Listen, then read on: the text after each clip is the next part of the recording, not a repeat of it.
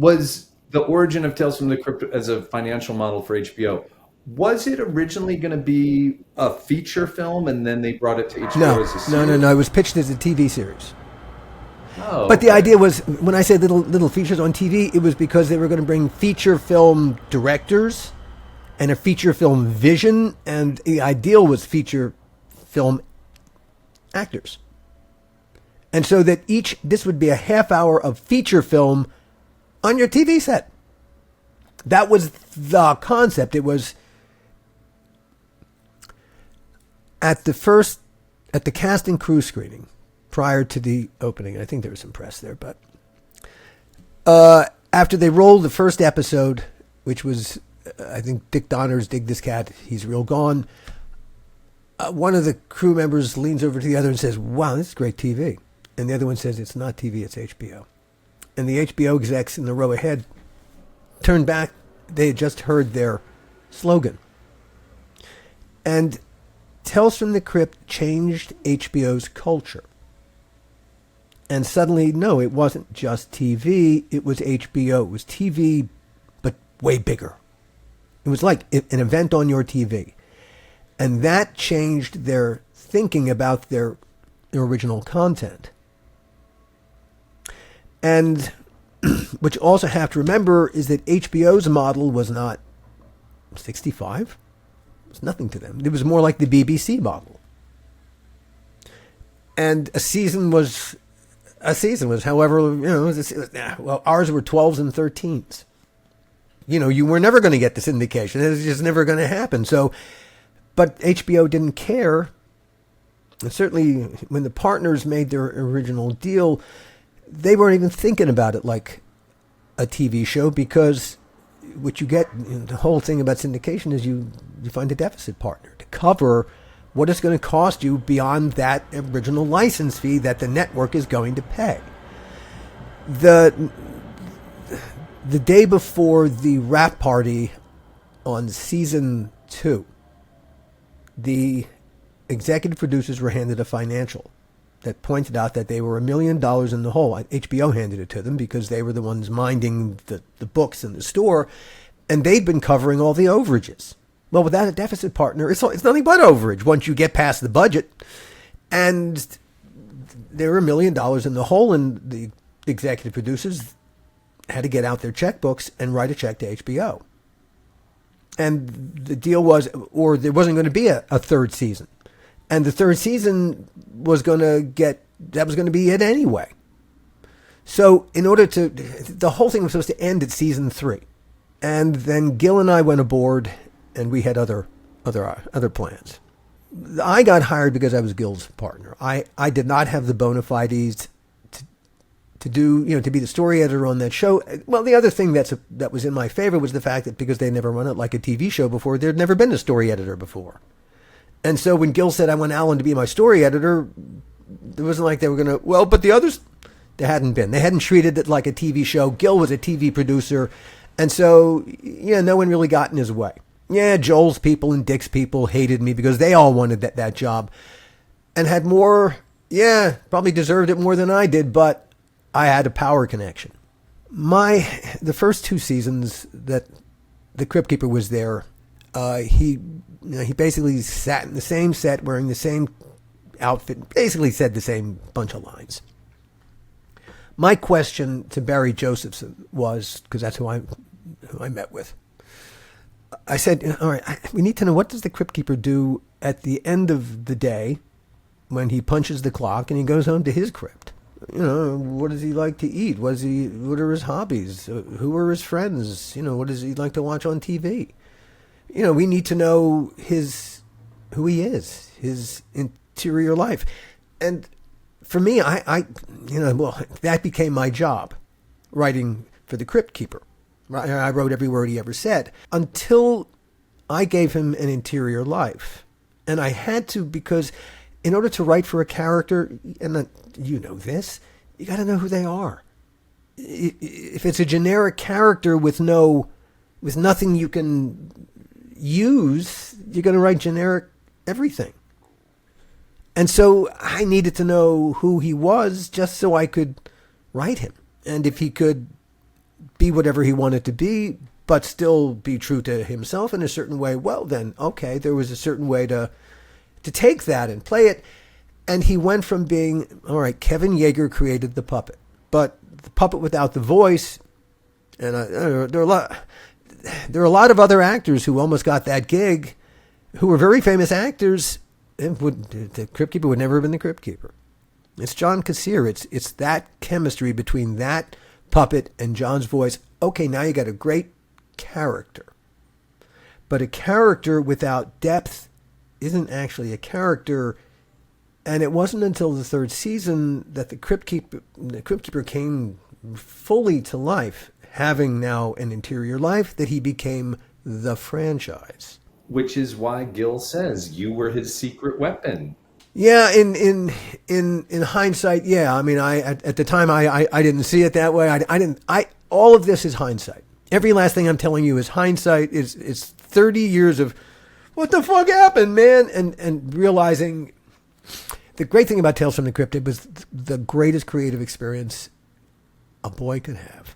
Everyone who did that show after careers, we've all pretty much agreed it was the best creative experience and environment we were ever in, which is why Bordello of Blood was so catastrophic, because it was so antithetical.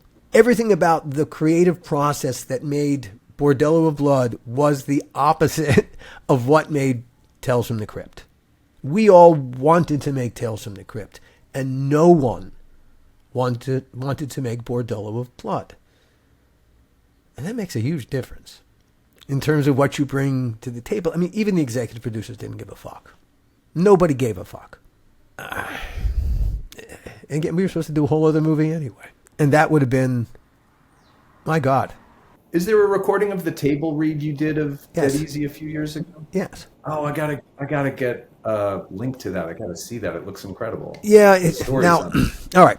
Among the outcomes of doing, deciding I had to do the podcast, I had to tell this story via podcast. I had to get back in touch with Gil. And we hadn't talked in 25 years. And that was cathartic in its own way. And that got our relationship, our friendship, and our creative relationship going again. And, we began to put together a TV show, which we tried to take out. But the TV business is fucked up beyond all recognition. There's no rhyme or reason to anything. I think we put together a great package.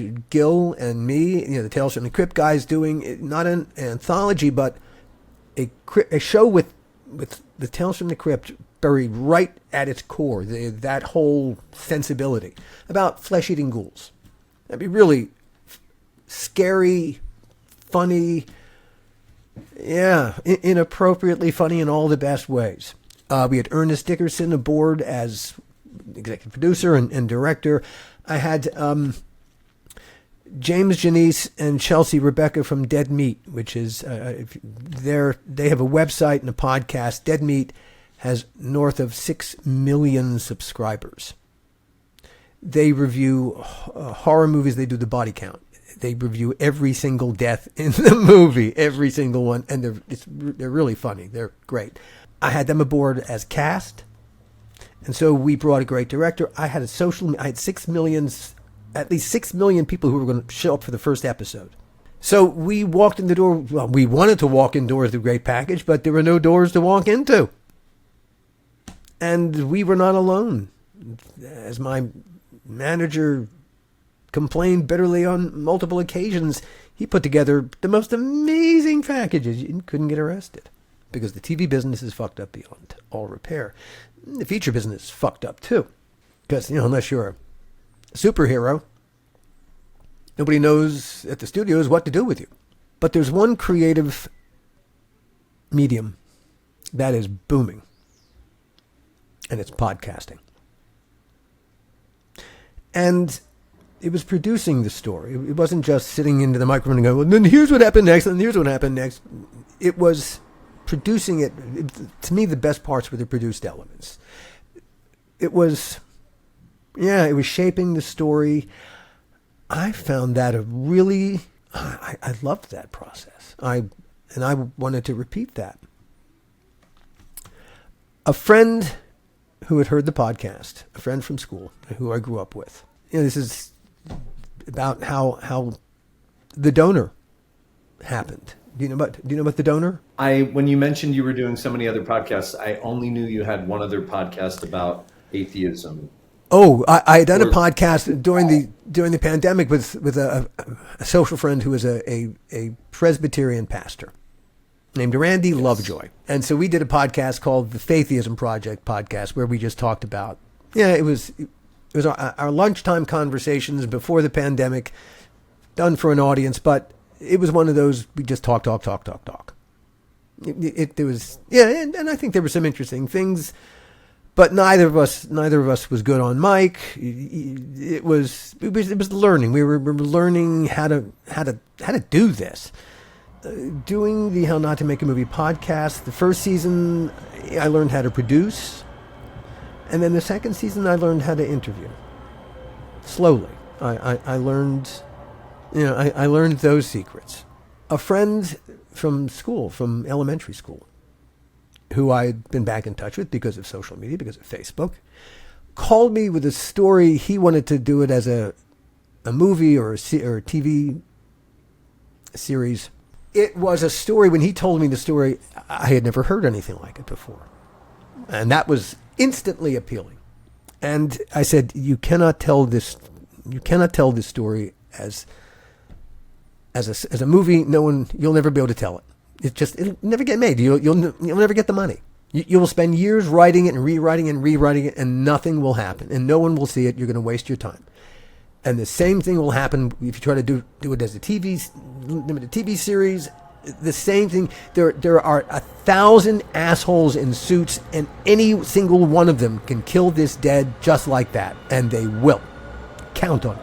And again, you'll spend years writing this again and again and again, trying to make it right for the fuckheads in the suits, and it'll come to nothing at the end of the day anyway, and no one will ever see it. I said, but there's a medium in which you can tell this story.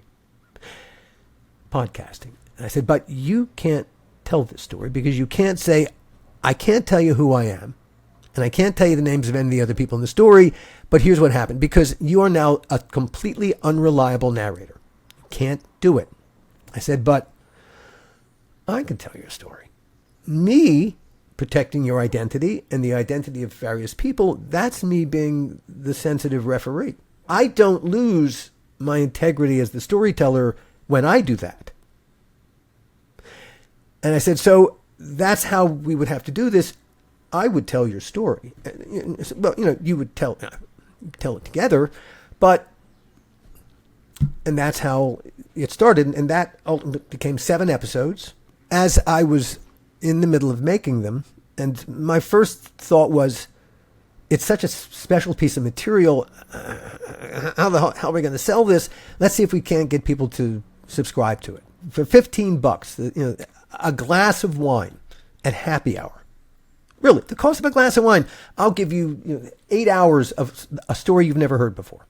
It seemed, come on, people. But at this point, people aren't used to paying for podcasts. Podcasts are free. And so... they're used to hearing them for free. Yeah, and so all right, decided we're going to have to go via the old model, but okay. And so I'm in the process now of building the audience so I can get advertisers. But we're building a pretty sizable audience. We've got thousands of people who've heard it, and because I want a certain tier of advertisers because I want to make the money back quickly. I don't want to do this in dribs and drabs. You have to have a certain number of listener downloads to justify that. As I was in the middle of producing this, it occurred to me that I had stumbled upon the thing I wanted to be when I grew up. And it's a podcaster. Because at the end of the day, regardless of how we were going to monetize this thing, we have found an audience, and really a huge audience. Huge. I mean, tens of thousands of people are beginning to listen to this story. Like I said, in order to make a TV show or a feature, there are thousands of assholes standing in your way. To make a podcast, at this level, well, to make any podcast, really. There's only one asshole standing in my way, and it's me. I tell the story the best way I possibly can, with as much integrity as I possibly can. Man, it's just me directly to the audience. And the response is fantastic. I cannot imagine why I would want to tell stories any other way in any other medium. In the old days when we would have to go and try to create TV shows, 65 episodes, one of the things that everyone was judging, because it would make a difference as to whether you could get to 65. A TV show succeeded because people would invite these characters and that world into their living rooms. And so podcasting works in very much the same way. People are going to invite you between their ears into a very personal space, seeing the microphone as an extension of your vocal cords, almost. I find it a fantastic way to tell any kind of story, and so it worked great with Scott's. One of the donor-conceived people that I interviewed for The Donor, when she told me her story, it was so fucking crazy. I said to her, "You're a podcast unto yourself." She said, "I know. I've been trying to do it, but I don't know how to do it." And I said, "Well, let me help you." And so that's another one.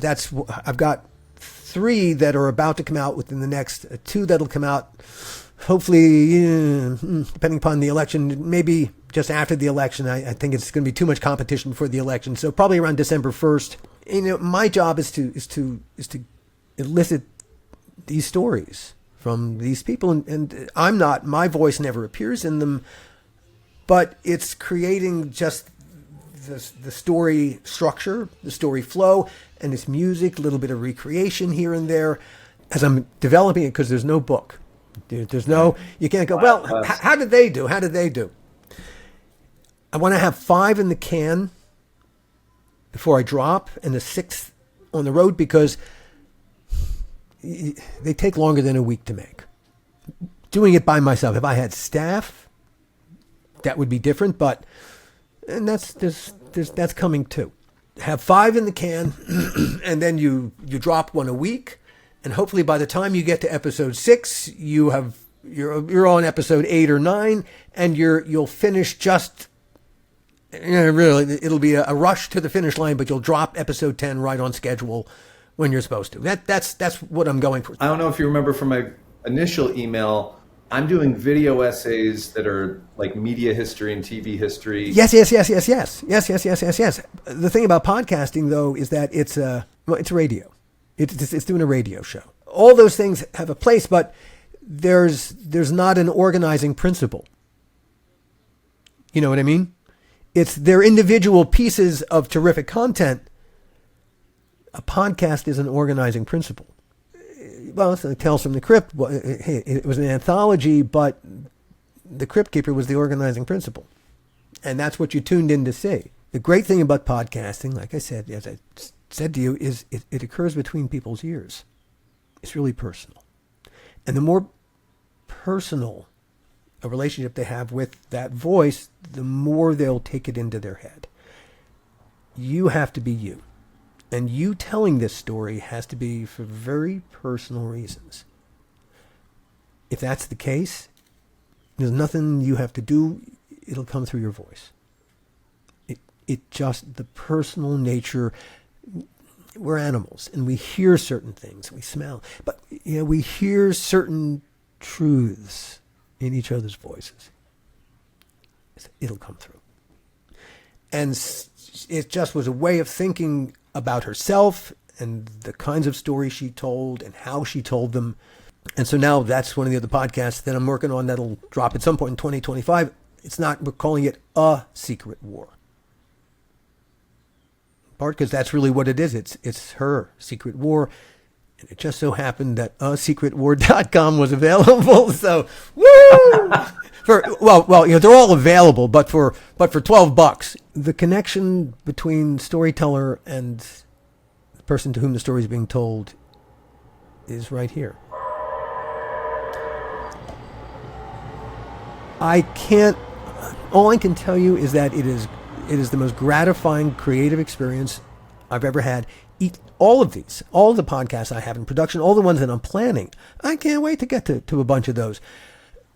A bunch of them, like, they're the projects that I had in mind I wanted to do was TV series. Extended TV series or long form TV series. The first thing I got to do is figure out how to sell the IP. How do I put it down into a McNugget that some fuckhead in a suit at Netflix will understand, so that they'll help me, so I can develop it beyond the one script that I've done and all the other show and tell bullshit I had to do to get you to read the fucking script. But if I do it as a podcast, well, now everybody knows what the IP is because I put it on the table as a podcast.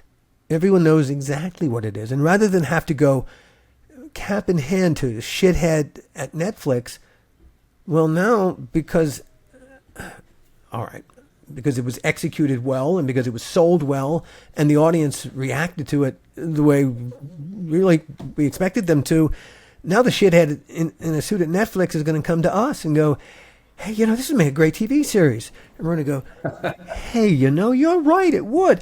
What are you willing to pay for the right to do that? And we go, well, here's a check. And we're going to go, well, that's interesting. Could you add it? You're going to have to add a few more zeros, and you have to move the decimal point over a couple places. Otherwise, get the fuck out of my office. This is a way to change the power dynamic back into the hands of the content creators and out of the hands of the fuckheads in suits. And it's simply by taking the story directly to the audience and letting the audience be the ones who motivate these assholes. Now, here's a part of the podcast puzzle that you got to know going in. You can make great content. Unless you advertise it, no one's going to know it's there. You have to create an ad campaign, and that's audio and video. You have to do that. It's just part of it to get the word out, and you're going to have to advertise. You know what Coca-Cola is, right? You know where to find Coca-Cola, and when you find it, you know what to do with it. Everybody in the world knows what to do with Coca-Cola. It's like the most ubiquitous brand in the whole world. Last year, Coca-Cola spent $5 billion to advertise. To advertise a product, $3 billion. $3 billion. $3 billion to advertise, and that's a product everybody knows what it is, and they know what to do with it. Because the Coca-Cola company recognizes that if they don't advertise every fucking day, you'll drink Pepsi instead. So you got to take that to heart, that no matter who you are, you must advertise to attract business. And the goal is, if you attract enough business, what it costs you to advertise will be mitigated. So in podcasting, you're going to spend money to advertise to get a big enough audience to attract the advertisers who will pay money to advertise on your podcast. And you will live in the margin between those two things, between what it costs to get the audience and what that audience is worth to advertisers. Right. But that's how it works for everybody. Because, you advertise a TV show, you advertise TV shows, you advertise feature films, and when they get successful, you don't stop advertising them. That's when you whip the horses really hard, in essence. And so you have to understand that advertising, creating the content, is only maybe half of the job. Selling the content is at least half the job. And it's the most important part of the job. Great content that nobody knows about, it's just never going to see the light of day. No one's going to experience it because it costs so much less to make. The stakes are so much less. And success, a break-even point. But once you begin to create an audience, they want more of what you did, because once they've put you between their ears, they'll take you back. So my my thought was in creating this company, Costard and Touchstone, was you can't do one podcast or two podcasts or three podcasts. You really have to hit the ground, not just with those, but with the ones that people are going to listen to next already in process.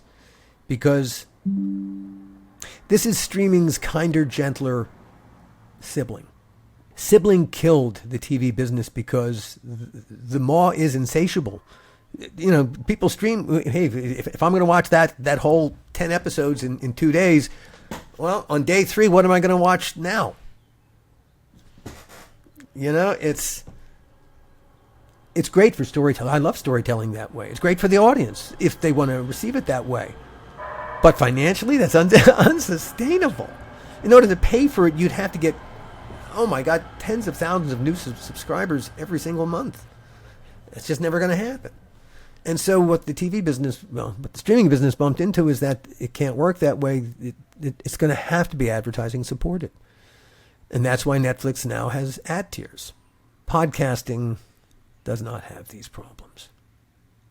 And there's more and more money pouring into it because of its simplicity. And because people can listen to a podcast while they're doing 1,000 other things. But it's also, I think, your show, and I'll be specific that How Not to Make a Movie is such a great example because you didn't have the suits telling you, no, this is the order you need to tell it in. This is the thing that has to happen to this guy. Like, we're at a scripted show and they were giving you notes. You got to tell a pure version of your story without interference. That's, I think, the glory of this. Napster cut out all those middle people with their opinions, the music company and the record store. But that's who all those people are, all the executives. That's the music company. And they were gone. And so, hey, if the audience has a problem, I'll know about it. I'll know about it really quickly. If they don't like it, the audience will speak with it. And it's really democratic that way. And the other thing that's really kind of cool about it is that when the audience pays, the only person standing between them and me is the credit card company. And they will take their cut. And the rest goes to me. I like that a lot. That seems a lot more fair. I've come to believe that everybody has at least one podcast in them. It's such a rewarding way to tell a story you probably wouldn't have been able to tell in any other way. And you're a storyteller. Yeah, I'm not sure what my podcast story would be, but your life's journey. And you have perspective on the business that you are in. You have knowledge about the business you are in. You have insights because of what you have learned from the business you are in. And there are, really, as just a starting point, you would be shocked at how much of an audience there is for Arcana.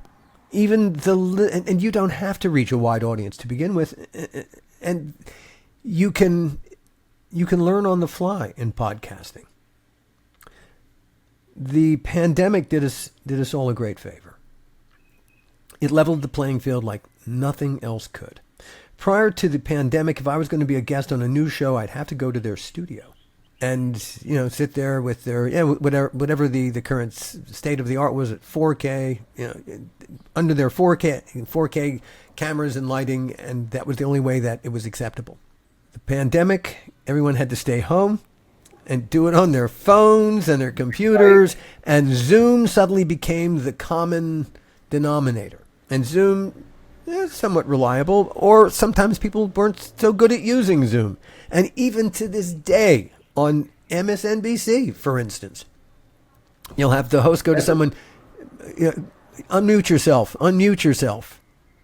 And because of the video quality that now comes, it's on people's phones, it's on people's computers. Suddenly, it didn't matter what the video quality was. It didn't matter if there were technical gaffes. Now, technical gaffes happen all the time to everybody, in real time and constantly, and no one walks away shamefaced. They say, "Okay, let's deal with the technical problems. We'll be right back." it leveled the playing field where the technology is concerned.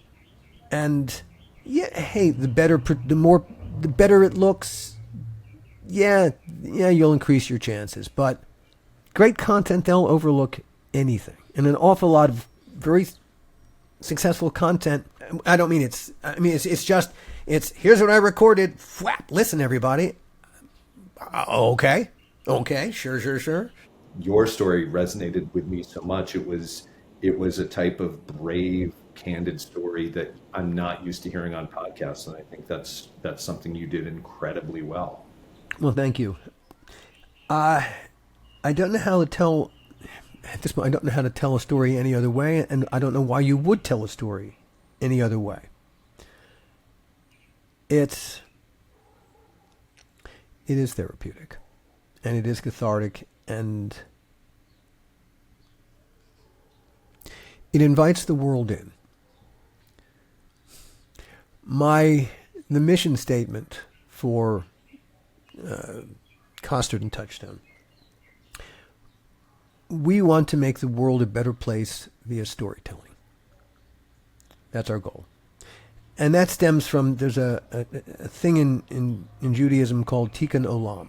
It is your obligation to make the world a better place simply for having been in it. How you do that exactly, that is up to you. But it is your obligation. It's every person's obligation. It's the way that it's viewed. But whether you meet it or not, that's neither here. That's up to you. But it is your obligation. And I take that very seriously. And I do believe we can make the world better through storytelling, because really storytelling is just connecting human beings to each other. And so my purpose is very clear to me. And it seems doable, or at least tryable. I can't. Success is out of my hands. That's up to the world, whether I succeed or not. But that's my North Star, why I'm still here doing what I'm doing. And yeah, it's very purposeful. Very, very purposeful. And I think that helps a lot. I want to talk to you about Two-Fisted Tales. What do you want to know about Two-Fisted Tales? So we're doing a series on this YouTube channel. It's Atomic Abe is the channel. And one of our series is called Behind the Backdoor Pilot, where we look at, you remember the Backdoor Pilot episode of The Brady Bunch, where Ken Berry is going to adopt 3 kids. Sure. That's a very cool idea. I love that idea. So backdoor pilots that never made it. For Halloween, we wanted to do something kind of horror related, and we thought, well, this is an opportunity. Technically not a backdoor pilot, but Yellow aired first as Tales from the Crypt. So there's very little media out there about Two-Fisted There is a story. There is a story behind it. And I can tell you the story. What I know about, well, I think I know most of the important details. The partners made a deal with Fox to do this backdoor pilot based on some of the other EC comics. After they made the Tales from the Crypt deal, Joel's plan was to spread the EC comics around wherever he could. And Fox agreed to do this TV movie, Two-Fisted Tales. At the same time that was happening, that was being finished, I think they had 2 in the can. They had the Western, and they had the Street Racer one in the can already as we started. And Yellow was yet to be shot. One of the problems with Yellow was the script was not right. It was a big problem with the script as we started doing Tales from the Crypt. The other problem with Two-Fisted Tales was they didn't have a wraparound character yet. When we started doing Tales, like I said, the intention was for that to be the last season. But a little ways through, suddenly everyone felt the whole thing being re-energized, HBO included. And so the decision was made about halfway through as we were still in production, that we would continue, that this would not be the end. And so another decision was made. The question is what to do about Yellow, whether to even make it or not. And the vision for Yellow, Bob Z wanted to pay homage to one of the movies he loved when he was a student at USC Film School, Stanley Kubrick's Paths of Glory. Not only did he want to pay homage, he wanted Kirk Douglas to be in it. And they had hired the Thomas brothers, two big action writers, to do the script. And the problem was their script was awful. It was just terrible. It was mawkish and and Bob couldn't send it to Kirk Douglas's agent because it just wasn't good enough. One of my jobs as story editor was to deal with shit like that. And so I rewrote the script, and Bob said, yeah, wow, this is much better, and let's take a shot, and we got Kirk. Yellow, for a couple of seconds, was going to be the last episode of Tales from the Crypt ever, but when the decision was finally made that that HBO was going to order more episodes, it became a celebration when we finally got to it. But before we got to that, earlier on in that season, as we were starting to make, and this was before, they were just as they were starting to think about it. Then they decided, okay, they were going to do Yellow as it was going to do double duty as part of Two Fisted Tales, but also as part of as part of this Crypt episode. For Fox, it needed a wraparound. And so Bob Z said to me, can we come up with a character? And I said, yeah, give me a second. Now, and we created the character of Mr. What do we call him? Mr. Rush. Yeah, Mr. Rush. Yeah, and they hired Bill Sadler. Did they have Bill in mind before? Did you have Bill in mind to play him first? At that point, I had not worked with Bill, but the partners certainly had. They knew Bill, and Bill was, like I said, I had not worked with Bill at that point. He appeared in the first season in Walter Hill's episode as the man who was death. So the partners knew him. I think Joel had hired him a couple of times. I think he's in Die Hard 2. Yeah. So Die Hard 2. Yeah. So they knew what Bill could do. I wrote the character, and Bob loved it. Joel loved it. That his thing, God, I didn't cry. I didn't even whimper. Joel wanted to put that up on his wall. And when Bob shot that, we shot that at the Old Globe Spaghetti Factory, our home base for our third season in Culver City. And it was just great fun watching Bob and Bill Sadler have such fun with that character, and just they wanted to go crazy, be insane over the top. It's a shame that character didn't see any life beyond that Two Fisted Tales, because that would have been another fun character to play with. He was absolutely out of his fucking mind, bonkers. And writing a character for Bill and doing that with Bill would have been transcendent. With the version I've seen, there's a lot of swearing, which we're used to on HBO. Yeah. How did that play on Fox? Did they bleep it out? I think we might have done alternative takes. Oh, okay. I think that's what we did, actually. I think we had to make a network approvable version. When you mentioned HBO doing Dream On, I remember John Landis used to shoot, instead of a topless woman, coverage, coverage with coverage. Was it Fox that aired Dream On in syndication? Somebody did. Probably.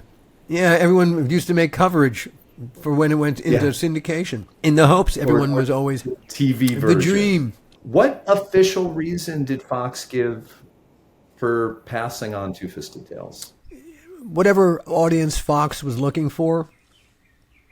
I guess Two Fisted Tales didn't fit into that particular demographic, which is strange because they were looking for guys. They were looking for men. I had experiences separately from Crypt at Fox. I had a great show in development there with Scott Nimmerfro called Fear Itself. And it was about people's fears suddenly being manifested in reality.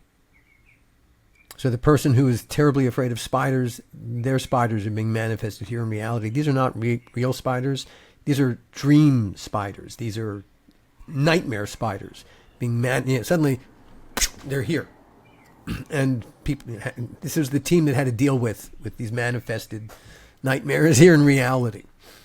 And we had a great experience with our executives at Fox, people in suits that we enjoyed working with. They weren't total assholes. And we had one last pitch to go to Peter Roth, the head of the network. And we all walked in that door utterly convinced that we were there, man. Oh, we just had to tell Peter this great vision that we had, and Peter was going to go do it, everybody. And Peter sat there on his nice big comfy chair with his legs folded under him. And he sat and he said, "This is great, but we can't do it." I'm like, "What?" Chris Carter, the X-Files. Yeah, X-Files had just created, he was in the process of creating another show called Millennium with Lance Henriksen, and Peter seemed to think that we would be stepping in the same territory, that Chris Carter might perceive that we were stepping on his toes. We had nothing like each other, and that's why we died. Right there in the room, and when we left, I know that that all the executives were there imploring him to please reconsider, but that was Fox, and so I know that decisions were made like they're made everywhere. You're looking for, you want a good reason. You ask the question in search of a good reason. Why would they not do this thing? And I'm simply saying, you might be asking for something that simply doesn't exist anywhere in this universe. When Two-Fisted Tales was packaged, how was it positioned as being different from Tales from the Crypt? I have no idea how they were marketing it. Okay. No idea. And that's a marketing question. The thing that everyone tries to glom onto first is success. To ride the wave of another show's success. So the attempt was to ride Crypt's success. I guess maybe part of the problem was it was timing. Now that I think about it, timing. At the time that they were trying to ride the crest of Tales from the Crypt's success was as we were going into season 3, which was going to be Crypt's last. If this had happened a year later, when Crypt was suddenly a very hot show and we were getting incredible reviews and movie stars to do it, and our profile was very high, a year later, I bet you Fox would have done it. And that's why I think Fox, they did relent. We made Weird World for them. And was Weird World coming out of the EC? Yeah. But we couldn't call it Weird Science because there was a movie called Weird Science. That hurt us a little bit. Weird World was a catastrophe of its own. When the executive producers made the deal for that backdoor pilot TV movie, they agreed to a number, a license fee. And I think it was $1.8 million was the license fee. They never told us. No one ever told us there was a number. I never heard a number said. All right, so the assignment is go write this script. And we came, I think to do this just as we were coming back from somewhere. I think when we wrote the script and we finally got the go from Fox to go make this, it was, okay, go start this in 3 weeks. We went, okay, great. We budgeted out at about $3.5 million. And then F.A. Miller called me and said, "Here we have a problem here. We just penciled out the budget. It's at $3.5 million. We have $1.8 million to make it. You got to start rewriting." Well, start rewriting. We start shooting this in a bunch of weeks, and so we cut the script back to the barest, to the barest minimum because we wrote here because we didn't know we had to write for here. No one told us that. If we knew we had to write here, we would have written for here, but we didn't know we had limitations. So now we're compressing this into here. We decide we're going to do the whole thing we'll just shoot the whole thing on Steadicam. So, there'll be minimal coverage. And we'll get coverage, but really all the masters will be handled via Steadicam. Bill Malone was the director. And we'd figured out a way to really reduce it to the barest number of days. And we were just going to pull it off. And the third day in, our crew worked non-union, but they were all union. And Joel always had this up and down relationship with the IA, the union that represented our crew. And sometimes the IA was up and sometimes Joel was up. And suddenly, on the third day of shooting this thing, the IA said, "Fuck you, Joel," and they struck us. And they shut our set down. And Joel had to come to the set and negotiate right there to get the crew back to work. That was not a happy moment. That was not happy. That's why we shot Bordello of Blood in Vancouver. Because the IA had said, "Fuck you" to Joel, so Joel was going to say, "Fuck you" to the IA by taking away Bordello to Vancouver, and then that was one of the reasons why we did the last season of Tales from the Crypt in London, to continue the "fuck you." So our crew was not going to get to do the last season of Tales from the Crypt. An English crew was going to do it. Strangers. These are executives making terrible decisions for all the wrong reasons. What's so interesting to me, having rewatched Paths of Glory and watching Yellow, is the story of Bordello of Blood. You and Gil are the soldiers where the generals are making their little decisions that trickle down, that real people have to deal with, just like in Paths of Glory, just like in Yellow. You're living it. When Universal pulled the plug on Dead Easy, we were in New Orleans, had been there for 6 weeks prepping a movie that we really wanted to make Dead Easy, Gil and I, because we saw that as a way to get out of horror. It was a horror movie, but it was really, to us, it was more a psychological thriller. Don't Look Now, you compared to Don't Look Now. Yeah. And Universal made that decision to cancel the one movie and do the other, not based on the scripts, but based on a financial decision. At about the time that we were doing that movie, a new company called DreamWorks had suddenly come into being. And DreamWorks was Steven Spielberg leaving his deal with Universal, not the lot, but leaving his deal with Universal and starting a new company. And he began to make talent deals as he needed to. And Universal was desperately afraid of losing another big piece of talent, Bob Z, because Steven was his mentor. And Universal went to Bob and said, "Bob, we love you here at Universal. We love you. What can we do to make you stay?" I don't know about any other part of that deal. It was a good enough deal. He stayed. But I know one deal point. One of the deal points was that Universal agreed to buy the first student script that Bob Z and Bob Gale ever wrote when they were at USC, a little thing called Bordello of Blood, for $500,000. But Universal didn't want to eat $500,000.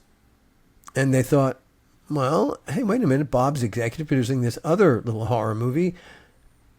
We've spent $50,000 on that script. Fuck that shit. They'll take it out of their budget. Now they're going to make a Bob Zemeckis horror movie. Bob Z and Bob Gale, their names was way bigger than Alan and Gil. So we couldn't argue with that. And hey, from a business perspective, not eating $500,000 is genius.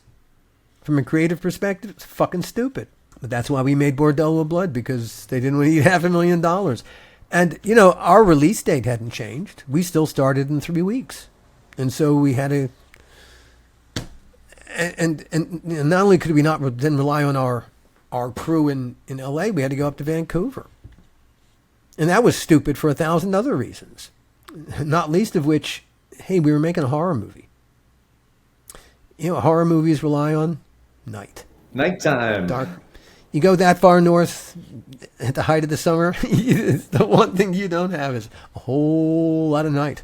The story of the making of that movie just never went away. It was an object lesson in how not to make a movie. Made by people who knew how to make a movie. You people know how to make a movie. What the fuck are you all doing with all these stupid decisions? And it lent itself to being told in this particular medium, in part because I can get people to create stuff that I probably, in their heads, that I probably could not recreate visually. Just as well. And hey, so much easier to cut. so much easier to cut sound, audio than video. Holy shit. Oh my God. I do a lot of dialogue editing for my other podcasts. I used to do it on How Not to Make a Movie podcast. I don't have time to cut out everyone's you knows. I just don't have time anymore. They're going to have to live with them, most of them. I can't help them anymore. Yellow came from crime suspense stories, or or it came from a suspense stories, or did it come from a Two-Fisted Tales? I honestly don't remember. I don't think it came from a Two-Fisted Tales. But then the other two stories were originals. You had Frank Darabont did King of the Road, and I forget who wrote Yeah. Showdown. What was the decision? Were episodes going to be based on Two-Fisted Tales comic stories? Two-Fisted Tales occurred before I was there. I had not been hired yet. I was not there. Like I said, two were already in the can when Gil and I arrived. The one not in the can was Yellow because the script wasn't good enough. So those decisions predated us. It was an unfinished thing when we got there. They also didn't seem to have the same obligation that we did. Each episode of Tales from the Crypt had to be based, the title had to be based on the title from the comics. The story itself didn't make any damn difference, but each title had to come from the comics. I don't know if that was also the deal with Two-Fisted Tales. That predated me, so I was not under the same obligations creatively. Then I could have answered your question because I would have known. So you didn't have Yellow as the big series finale, but they ended with a non-Tales from the Crypt story by doing the Three Little Pigs as a Nelvana cartoon with Bob Goldthwait and Brad Garrett. But that was after your time, right? I never read the script for that one. I've never even seen it. If there's a Crypt Keeper segment for it, there might be. I think I might have written that. I don't remember. I think I did, but I've had nothing to do with that episode because it had nothing to do with me. We had, I forget how many, 200 and some odd comics to work with, or was it some odd, I forget what that was, several hundred comics to work from. But really, of those several hundred, take half off the table immediately because you just couldn't use them anyway. There just wasn't enough there. It was just too stupid. You couldn't use it. And of the half that you could, there were basically 5 stories, themes that really just ran repeatedly. It was the same story, just with different window dressing. By the time we got to season 5, we were beginning to see glimpses of the bottom of the barrel, where where the good material was. And by the time we got to season 6, there just wasn't much left to deal with. In season 7, as far as I was concerned, there was nothing left of any value. Now, that was me. Scott Nimmerfro, by the same token, I think the only decent episodes from that season were Scott's. I think everything else is just tripe. And that was my fault because I'd taken my eye off that ball. I think we were thinking about, just dealing with Bordello. And just making that piece of shit. We had also been already thinking about the sci-fi series that would follow Tales from the Crypt because season 7 was going to be the last season. And so a lot of my creative energies were in, let's move on to the next thing because this is so boring already. And so season 7 just got short shrift every which way. It was interesting doing it in London. Our passion really wasn't there. We were distracted by 1,000 different things. The material, I think we had simply shot our wad at that point creatively. And we had access to great locations, but our business model, the way that we produced episodes, didn't work there. We would be inside 3 days, outside 2 days. Everything was 5 days of prep and 5 days of shoot on an episode of Tales from the Crypt. Building sets was really a lot of what we did. We had a great set designer in Greg Melton, really a fucking genius. And he was able to turn around sets with remarkable speed and great sets, great detailed sets. When we got to London thinking we could do the same thing, we were absolutely wrong to think that because, well, first of all, lumber, which you use to build sets here in LA, relatively cheap. Lumber is very expensive on the island nation of England. Lumber is very expensive. They don't really have a ton of it there. And so it's going to come in. It's really, really expensive. And so they don't build a lot of sets. TV shows use a thing called speed rail to put bang sets together, cheap ass sets. Speed rail, they don't build sets the way that we build sets. And they use locations because they've got everything you could possibly want location-wise. You want a castle? What kind of castle do you want? Oh, old battlefield? What kind do you want? What do you want? Everything is there. Everything. Adding to our problem was we hired our first English production manager, was a guy named Christopher. Malcolm Christopher. And Malcolm, nice man, but he had that English habit of never wanting to embarrass anybody. And he should have said no to us on multiple occasions. And he should have said, frankly, chaps, your model of the way what worked for you in Los Angeles is not going to work for you here for these basic reasons. He never bothered to say that to us. He must have been thinking it because at the end, I had to fire Malcolm. I had to bring in a new production manager. I had to fire all the accountants. We had no idea where we were. We were completely at sea.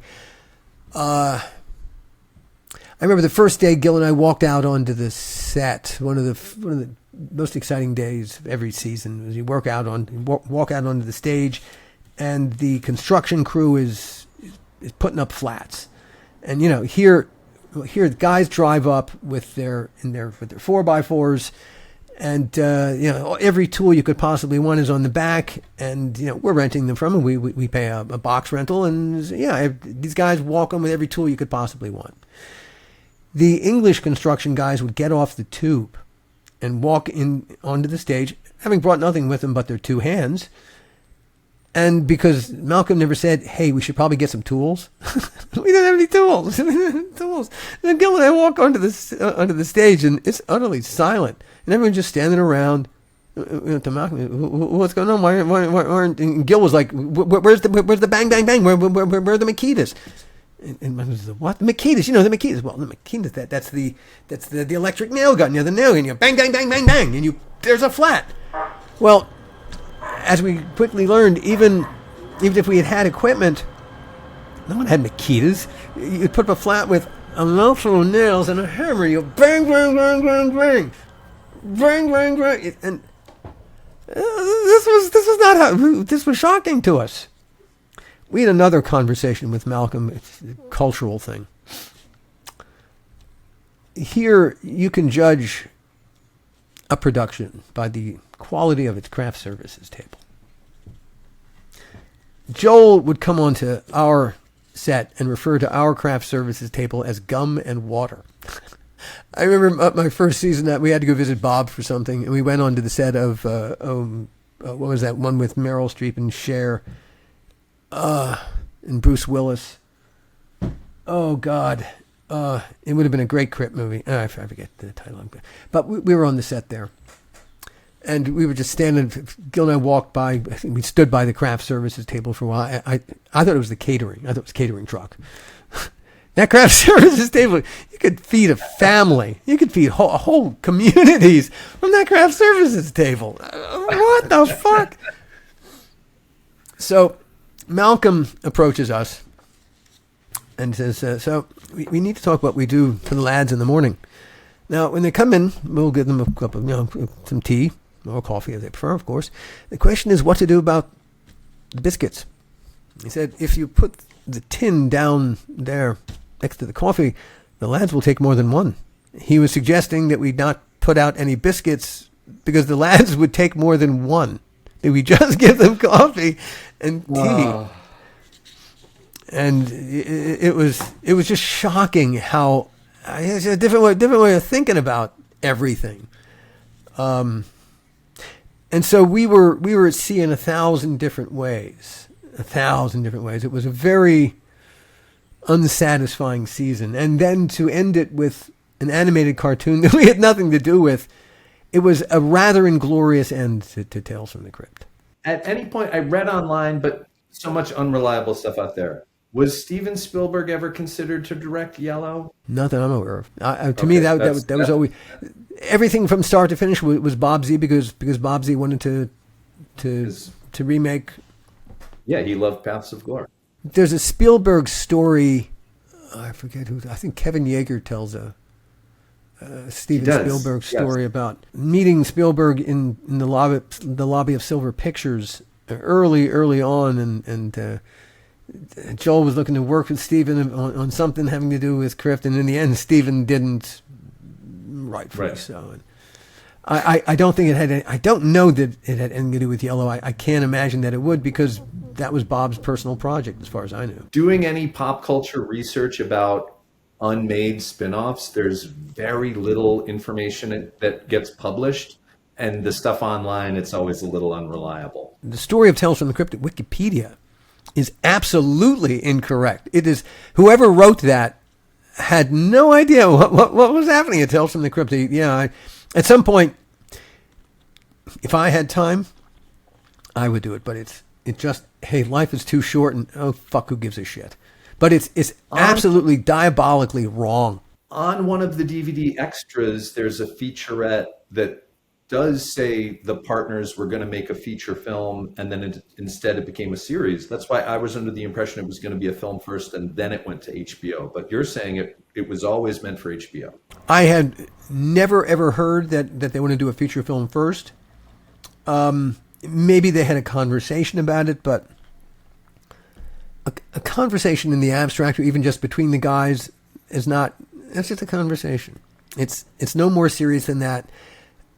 It never got any more serious than that. So, hey, a lot of things come up in discussion. That doesn't mean they ever were seriously considered. If the partners had wanted to make that feature film, considering who they were at the time, they'd have made it. Two-Fisted Tales did not go to series, went to Fox, did not go to series. Weird World was a TV movie for Fox, did not go to series. And then Perversions of Science, I know you weren't as involved with later, but Gil tells some pretty incredible stories. And Gil tells some great stories on the podcast that there's no there. I had never heard that story until we did the podcast together, the story of where Perversions even came from, the idea of it. But again, that was one of the revelations of having that conversation with Gil and what podcasting can do. And he tells, and it's an amazing story that is so fucking Hollywood. It was a deal in search of a story to tell. The computer character is just awful. She's one note, and with sexual humor is really tough, because you can cross the line very quickly into boring. And once you become boring, you're done. And she had the same problem that the Crypt Keeper had in the first 2 seasons. He had no personality. Well, there was no way she was going to have a personality because she was a computer. There was going to be nothing to explore in her. And so it was a dead-end choice at the jump. And if you fuck up, if you're an anthology, this is your franchise. It's your franchise player. Crypt Keeper. If you fuck up the franchise player, you don't have anything, because there's no organizing principle. Hey, just because you've been doing things again and again and again, apparently it doesn't mean you've learned anything. Because they made a rookie mistake. They went for a joke. They took the joke over a character, and it died. After that, there was the Tales from the Crypt Keeper cartoon. Was Saturday morning show. Tales from the Crypt Keeper's game show, the Haunted House game show with the Crypt Keeper puppet. Here's an interesting thing. Let me jump in here for a second. I've started to do live appearances, and I really love them. I did HorrorCon LA 2 years running. I did CreepyCon out in Ontario. I'm about to do CreepyCon again. And I love live appearances. Oh my God, that is so much fun, meeting the fans. And the thing that I hear again and again and again, it's a mantra. Tales from the Crypt was everyone's gateway drug to horror. We were the show they either watched with their parents because their parents thought, well, the Crypt Keeper kind of makes it okay, or they watched it in spite of their parents. Without their, when their parents would say, no, you can't watch it, it's too graphic, and they'd watch it anyway because they saw that the Crypt Keeper kind of made it okay. There's this remarkable fondness, this warmth, all the way. People feel for Tales from the Crypt because it was their first taste of horror. When people come to my table and I sign autographs, and it's remarkable how I had multiple people cry because it just touched it. It connected them to moments with their parents, with a sibling, just with their childhood, because it was so their memories of it are so fond. That's a lovely thing to be part of. Again, it's that Napster effect. It made everything peer to peer. And personal events is where you get especially peer to peer. And when people really want to tell you how much you meant to their lives and their childhood and their love for the horror audience. They're fascinating. They're the loveliest group of people, in part because they've sublimated so much of their anger and wrath into horror. When I went to my first CreepyCon, it blew me away. First of all, so many people walking around in costume. And the costumes are great. I saw a 5-year-old girl in a complete total Leatherface costume, right down to the appropriately sized chainsaw. I mean, amazing, but they're the loveliest, sweetest people. And their love for that genre is so total but so personal. It's just a joy to be around. I was just walking through what the final spinoffs were, and then I think there was a Crypt Keeper cooking show, but that the Crypt Keeper became a little more kid facing, which sort of brings it back to the origins of the comic book. Well, yeah, but yeah, he and it goes to the nature of the franchise that we ultimately created. That just the puppet and the voice would not have been there. It was the interior life of a character. Yeah, he was a morbid character, but he was so fun, and he was as murderous as he could be. He was he was harmless at the same time. He was he was two conflicting things at the same time, and he was laughing, and it was okay, and right. Because he could laugh at himself, that's always the saving grace. Yes. It's why a Donald Trump is so fucking toxic. He cannot laugh at himself. Well, Donald Trump doesn't have a sense of humor. Not everybody does. I think we assume that, well, everyone's got a sense of humor. No. If you can't laugh at yourself, you don't have a sense of humor. It's like not having a sense of smell, or being colorblind. You can't see certain things. People with no sense of humor literally can't laugh at themselves. It's too dangerous to them. And if you can't laugh at yourself, but you can laugh at other people, that's not a sense of humor. That's a bully. Bullies can only laugh at other people when it's turned on them. Like a Donald Trump, they become crazy. They become enraged and they feel attacked, and until they've attacked everyone who they feel has attacked them, they're not going to stop. Well, that's what not having a sense of humor will do to you. If you have a sense of humor, you can always laugh at yourself, and you can always, it's seeing the absurdity of life. How can you not laugh at yourself and just the human predicament? But Donald Trump and people with a sense of humor can't. The Crypt Keeper, in spite of what he was talking about, he was the butt of so many jokes. But other people were the butt of jokes too, but so was he. And because he was the butt of jokes, other people could be the butt of jokes too. And that's what really makes it safe. You touched on such a special thing. The kids staying up late to watch Tales from the Crypt watch a Stephen King movie, the verboten media. And then I think you get to a certain age when you're in your 20s that, there's no thrill of the media that I'm not supposed to have access to. So I think when people reconnect with that media, they're connecting with that excitement and that feeling that we just don't have in our day-to-day lives anymore. So Right. I get why people cry and why people have such an emotional connection to the Crypt Keeper. How we entertain ourselves has a lot to do with who we are. Thanks for watching our exclusive interview with Alan Katz. You can subscribe to the Atomic Abe YouTube channel and see more videos, including our deep dive into all the spin-offs of Tales from the Crypt. Oh, hello, boars and ghouls.